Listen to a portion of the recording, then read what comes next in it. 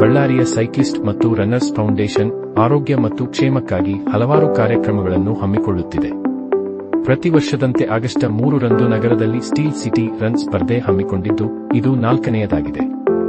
ಈ ಸಂದರ್ಭದಲ್ಲಿ ಅಂತಾರಾಷ್ಟ್ರೀಯ ಓಟಗಾರ್ತಿ ಕುಮಾರಿ ಸುದೀಕ್ಷಾ ವಿ ಅವರನ್ನು ಗೌರವಿಸುತ್ತಿದೆ. ನಗರದ ವಿಜಯಲ್ಯಾಂಡ್ ಶಾಲೆಯ ಆವರಣದಿಂದ ಸ್ಪರ್ಧೆಗಳು ಮೋಕ ಮಾರ್ಗವಾಗಿ ನಡೆಯಲಿವೆ ಎಂದು ಫೌಂಡೇಶನ್ನ ಅಧ್ಯಕ್ಷ ಡಾ ಸೋಮನಾಥ ತಿಳಿಸಿದರು.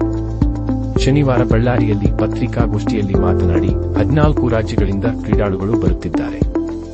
ಒಟ್ಟಾರೆ 4,000 ಜನ ಪಾಲ್ಗೊಳ್ಳಲು ನೋಂದಣಿ ಮಾಡಿಕೊಂಡಿದ್ದಾರೆ. ಅದರಲ್ಲಿ 20%ಕ್ಕಿಂತ ಹೆಚ್ಚು ಮಹಿಳೆಯರು ಇದ್ದಾರೆ.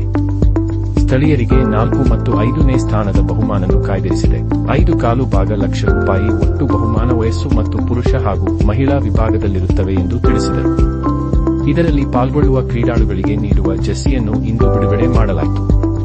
ಫೌಂಡೇಶನ್ನ ಅಧ್ಯಕ್ಷ ಡಾ ಸೋಮನಾಥ, ಪ್ರಧಾನ ಕಾರ್ಯದರ್ಶಿ ಪ್ರಶಾಂತ್ ಸರಡ, ಮಾಜಿ ಅಧ್ಯಕ್ಷರಾದ ಡಾ ರವಿಶಂಕರ್, ಡಾ ಡಿ ಕೆ ಸುಂದರ್, ವಿನೋದ್ ಜೈನ್ ಮೊದಲಾದವರು ಬಿಡುಗಡೆ ಮಾಡಿದರು.